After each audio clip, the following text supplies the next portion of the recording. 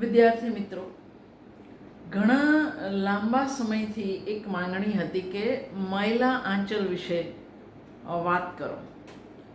પણ 5 વર્ષથી 2021માં લીધી, એના પહેલાં પણ એકવાર વાંચી હતી, લીધા પછી ફરી 2-3 વાર વાંચી, પણ લખવાનો કોઈ મેળ નહોતો પડતો. અને જ્યાં સુધી લેખ ન લખાય ત્યાં સુધી આવી નવલકથાઓ વિશે બોલવાની હિંમત થાય નહીં. મારા હાથમાં 2021નું 45મું સંસ્કરણ છે. એટલે તમે કલ્પી શકો કે આ નવલકથા આખા દેશમાં કેટલી વંચાય તો જ 45 આવૃત્તિ થાય. અને રાજકમલે આ છાપ્યું છે, પણ અદ્ભુત રીતે, બહુ જ સરસ રીતે છાપ્યું છે. બહુ ઓછા પ્રકાશકો આટલી સુંદર રીતે પુસ્તકને છાપી શકે. તો આજે આપણે વાત કરીશું મહિલા આંચલ. પ્રાદેશિક નવલકથા છે, બહુ જ મહત્ત્વની નવલકથા છે. સમજવી ઘણી બધી એની બોલીને કારણે અઘરી છે, એટલે એક લેક્ચરમાં તો વાત પૂરી નહીં થાય. આપણે કમસે કમ 2 લેક્ચર તો કરવા પડશે. ફણીશ્વરનાથ માંડલ, રેણુ એમનું ઉપનામ છે, એમની અટક માંડલ. ફણીશ્વરનાથ માંડલ, જેમનો જન્મ 4 માર્ચ 1921 અને મૃત્યુ 11 એપ્રિલ 1977.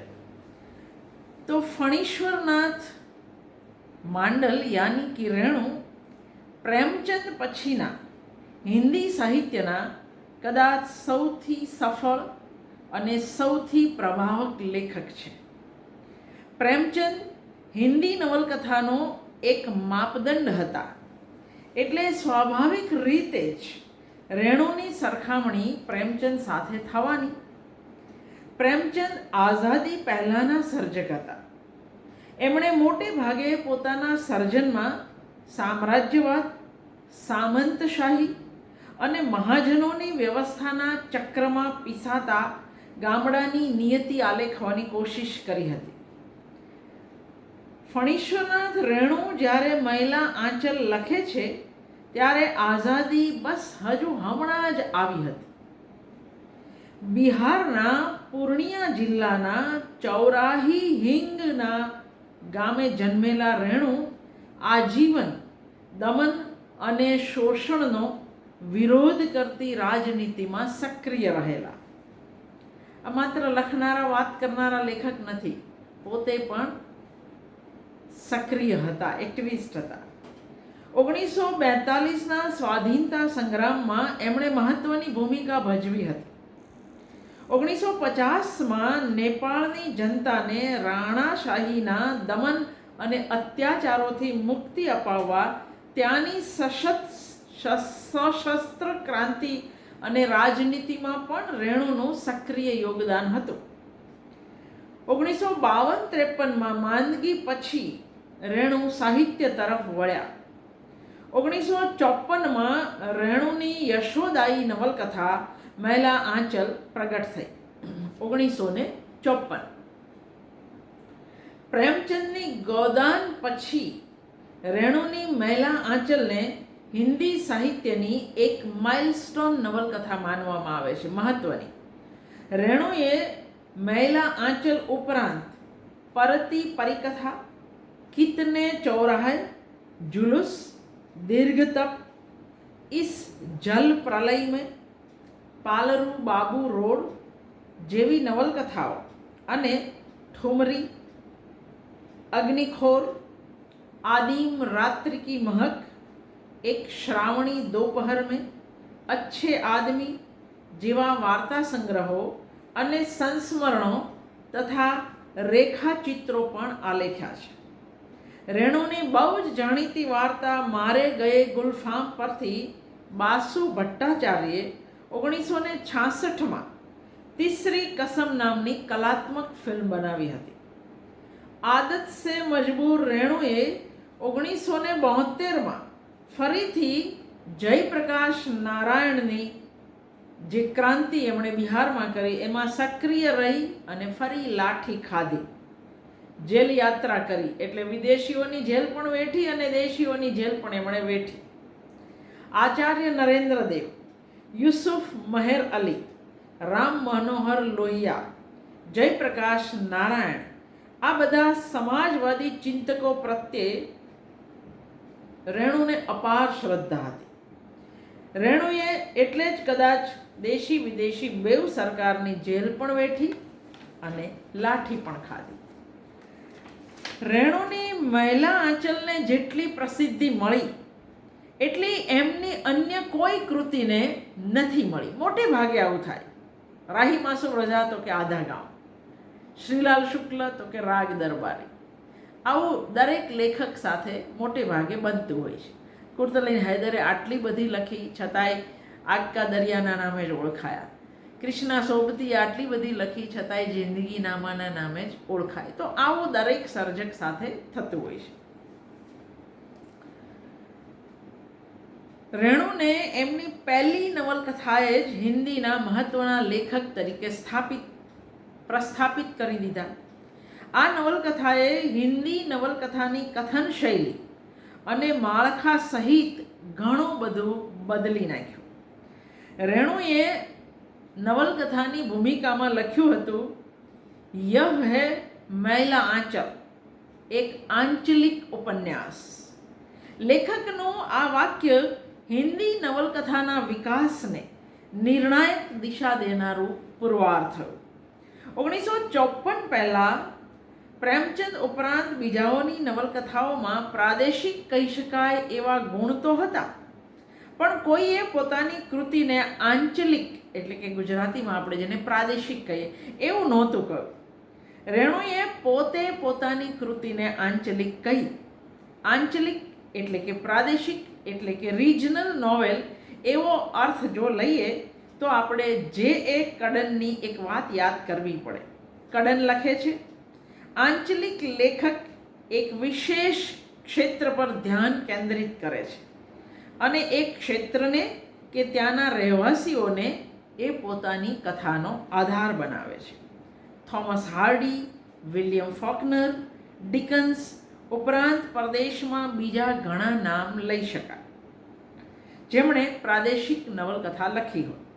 આપણા દેશમાં જો વાત કરવી હોય તો બંગાળીમાં વિભૂતિભૂષણ બંદોપાધ્યાય, તારાશંકર બંદોપાધ્યાય, સતીનાથ ભાદુડી, પંજાબીમાં ગુરુદયાલ સિંહ, કન્નડમાં શિવરામ કારંત, હિન્દીમાં કૃષ્ણા સોબતી, રાહી માસુમ રઝા, ગુજરાતીમાં મેઘાણી, મળિયા, પન્નાલાલ પટેલ કે રઘુવીર ચૌધરીને આપણે પ્રાદેશિક નવલકથાકાર કહી શકીએ. આંચલ એટલે કે પ્રદેશ એટલે એક એવો ભૂખંડ, પ્રાંત કે પ્રદેશ જેની પોતાની વિશેષ ભૌગોલિક સ્થિતિ, સંસ્કૃતિ, લોકજીવન, બોલી અને સમસ્યાઓ હોય. આમાં જે તે પ્રદેશના લોકોની બોલી, લોકોની સ્વભાવગત વિશેષતા કે મર્યાદા, નૈતિક સામાજિક માળખા, રીત રિવાજો, વ્રતો, ઉત્સવો, લોક સંસ્કૃતિનો સમાવેશ થાય. પોતાની વિશિષ્ટતાઓથી એ પ્રદેશનું એવું જીવંત વ્યક્તિત્વ નજરે ચડે જે એને બાકીના પ્રદેશથી બિલકુલ અલગ તારવે, ઓળખી બતાવે. પ્રેમચંદનું ગામડું આઝાદી પહેલાંનું ગામ હતું.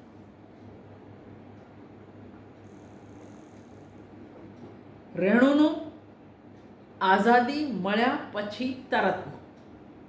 પ્રેમચંદના ગામડામાં શોષણ, ગરીબી, માંદગી, જીવન સંઘર્ષ બધું હતું, પણ એના પર આદર્શનો એક ઢોળ ચડાવેલો હતો.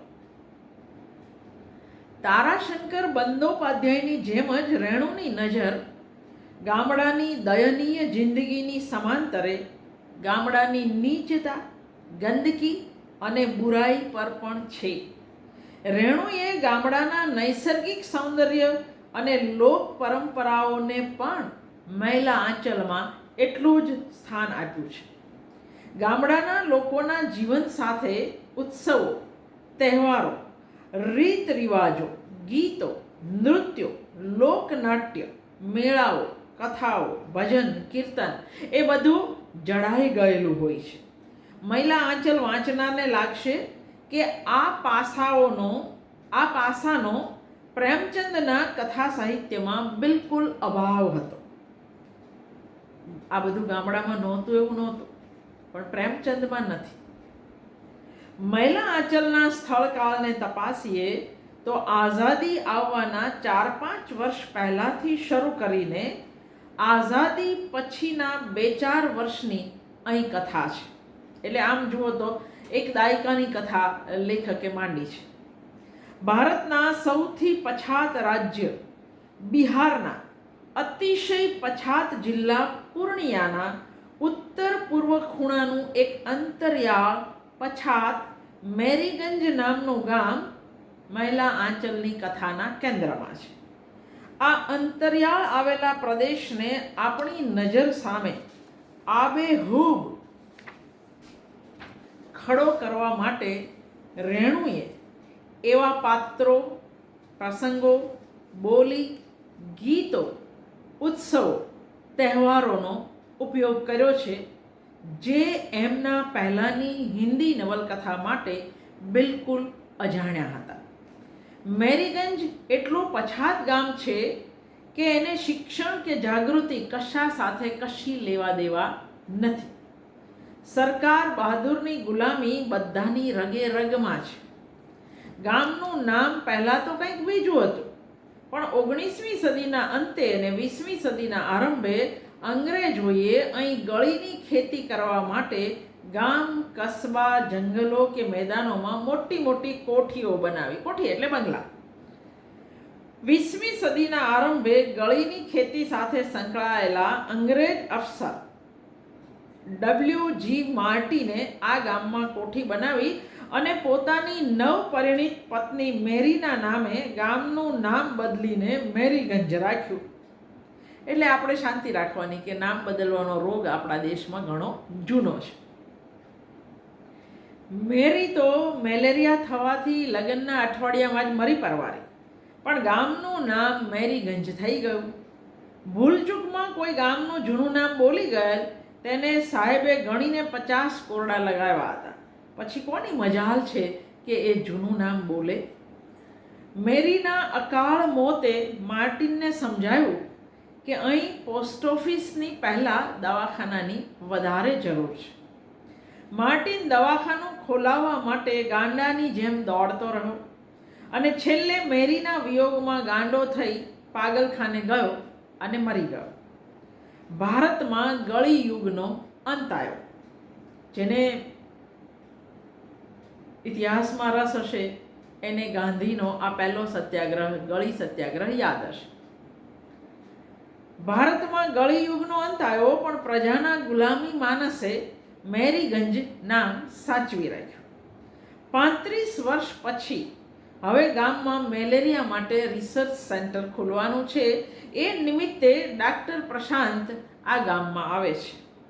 રેણુની સર્જનાત્મકતાની કમાલ એ છે કે એમણે કથાની ગૂંથણી એવી કરી છે કે મેરીગંજનું ભૌગોલિક ચિત્ર જ નહીં, પણ ત્યાંનું સામાજિક સાંસ્કૃતિક ચિત્ર પણ પ્રગટ થતું જાય.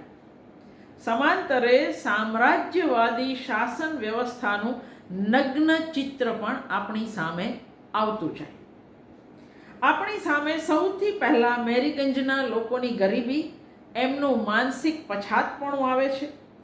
મેરીગંજની જમીન 2-3 શાહુકારોના કબજામાં છે.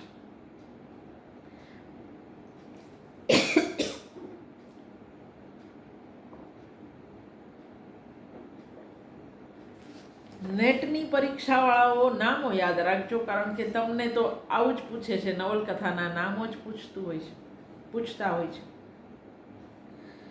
મેરીગંજની જમીન 2-3 શાહુકારોના કબજામાં છે. બાકીના બધા લોકો કાં તો ખેતમજૂરો છે અથવા તો ભાગમાં ખેતી કરે છે. એમને ન તો પેટભર અનાજ મળે છે, ન શરીર ઢાંકવા કપડાં.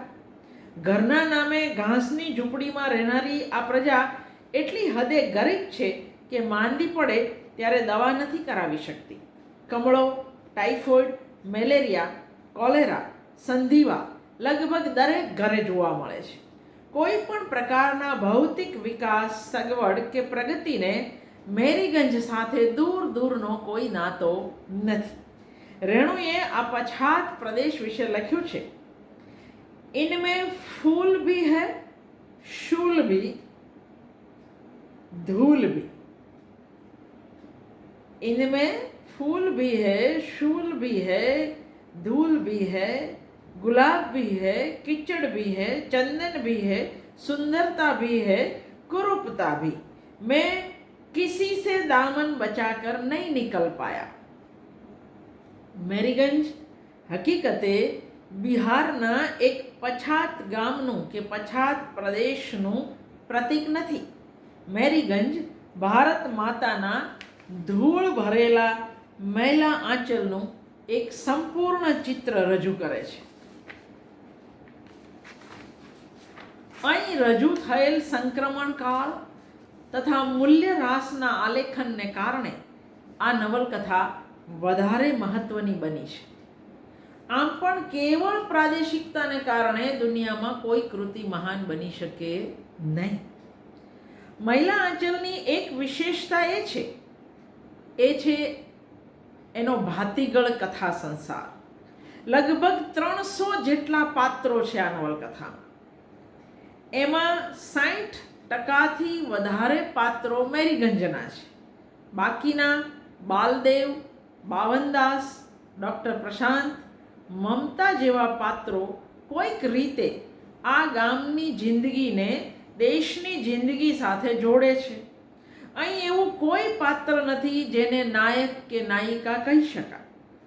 આ પ્રદેશની ભોંયમાંથી ઊભા થયેલા પાત્રોની કથા છે, પણ એ કોઈ એક કે બેની નહીં, પણ સૌની, સમગ્ર દેશની કથા છે. નવલકથાની વાર્તા ભાગ્યે જ મેરીગંજની બહાર નીકળી છે. આખી કૃતિ પર મેરીગંજ હાવી રહ્યું છે. રેણુએ કોઈ પાત્રને મેરીગંજથી મોટું થવા દીધું નથી. લગભગ તમામ વિવેચકો મેરીગંજને મૈલા આંચલના નાયક રૂપે સ્વીકારે છે. ડૉક્ટર પ્રશાંત, કાલીચરણ, વિશ્વનાથ પ્રસાદ, બાલદેવ, બાવનદાસ, કમલી, લક્ષ્મી જેવા 8-10 પાત્રો જરાક મહત્વના લાગે. 30 ગૌણ પાત્રો છે અને બીજા લગભગ 200 ઉપરાંત પાત્રો છે. રેણુએ મેરીગંજની કલ્પના એક પાત્ર રૂપે કરી છે.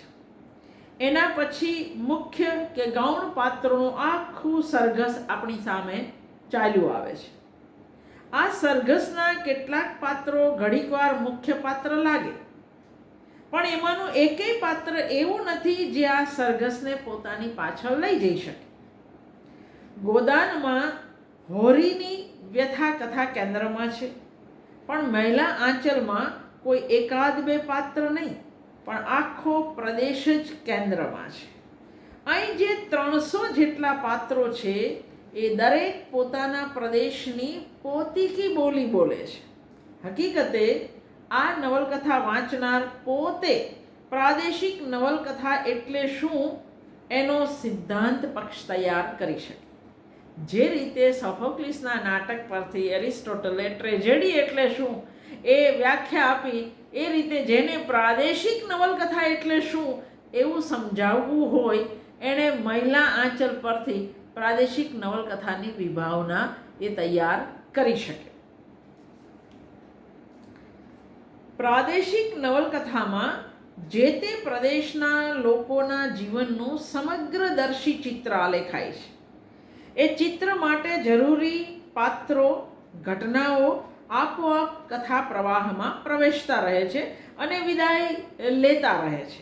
જે રીતે જિંદગીનામાં આધા ગાંવ, ગણદેવતા વગેરેમાં પાત્રો આવે ને વિદાય પણ લે. આ પાત્રોના જીવનના પ્રશ્નો, પ્રસંગોને આધારે સમગ્ર પ્રદેશ વિશેષની લાક્ષણિકતાઓ આપણી સામે ઉઘડતી આવે છે. મેરીગંજમાં મેલેરિયા નાબૂદી કેન્દ્રની સ્થાપના, મઠમાં સેવાદાસ વગેરેનો ધાર્મિક ભ્રષ્ટાચાર, ગરીબો, મજૂરો અને નાના ખેડૂતોનું જમીનદારો અને ઠેકેદારો દ્વારા થતું ભયાનક શોષણ. સત્તાધીશ એટલે જમીનદાર હોય, ધર્મના ઠેકેદાર હોય, પોલીસ હોય કે લશ્કર, આ બધા સત્તાધીશથી થરથર ધ્રુજતી પ્રજા, સ્વરાજ આવવાની સમાંતરે માઝા મૂકતો રાજકીય અને સામાજિક ભ્રષ્ટાચાર, ધીમે ધીમે જાગૃત થતી જતી ગ્રામ ચેતના, દરેક મોસમમાં જાતભાતના ઉત્સવો ઉજવીને પોતાના દુઃખોને વિસારે પાડતી પ્રજા અહીં કેન્દ્રમાં છે. આ નિમિત્તે અનેક પાત્રો આપણી સામે આવે છે. આ પાત્રો જાતિ અને પૈસાના આધારે એકમેક સાથે વર્તે છે. મેરીગંજ જાતિઓના આધારે અનેક ટોળા એટલે વાસ, અનેક વાસમાં વહેંચાયેલું છે. યાદવ ટોળી, કાયસ્થ ટોળી, ક્ષત્રિય ટોળી, રાજપૂત ટોળી, બ્રાહ્મણ ટોળી, હરિજન ટોળી વગેરે. પછાત જાતિઓના વાસમાં રહેનારાઓ ગરીબ, અભણ, અંધવિશ્વાસુ પાત્રોમાંથી રેણુએ લગભગ 100 જેટલા પાત્રો લીધા છે. ગામમાં કાયસ્થ, રાજપૂત અને યાદવ મુખ્ય વસ્તી છે. કાયસ્થ ટોળીના મુખિયા વિશ્વનાથ પ્રસાદ મલ્લિક, રાજપૂત ટોળીના મુખિયા ઠાકુર રામ કિરપાલ સિંહ અને યાદવ ટોળીના મુખિયા ખેલાવન યાદવ. બાકી વધ્યા એ કોમરેડ કાલીચરણ, કોંગ્રેસી બાલદેવ, મહંત સેવાદાસ, રામદાસ, કમલી, લક્ષ્મી, ફુલિયા, રામપિયારી, કલરુ, કુકરુ જેવા પાત્રો છે. ડૉક્ટર પ્રશાંત કે પરમ ગાંધી ભક્ત પણ કદમાં જે વામન છે તે વામન, એમનું નામ છે બાવનદાસ, એ બહારથી મેરીગંજ ગામમાં આવેલા પાત્રો છે. સદા અનિષ્ટ ભાખતા જોતખી કાકા, જોતખી, નારદ મુનિ જેવા સુમરીતદાસ ઉપરાંત અનેક પાત્રો કથા પ્રવાહમાં આવે છે, વિદાય લે છે, વળી પાછા ક્યાંક દેખા પણ દે છે. જોકે બાવનદાસના જોડાના ચીથરિયા પીરથી નવલકથાનો અંત લાવતા રેણુ વાર્તાની ગૂંથણી બાબતે અદ્ભુત ચુસ્ત રહી શક્યા છે. બીજા લેક્ચરમાં આપણે મહિલા આંચલના પાત્રોની વાત કરીશું.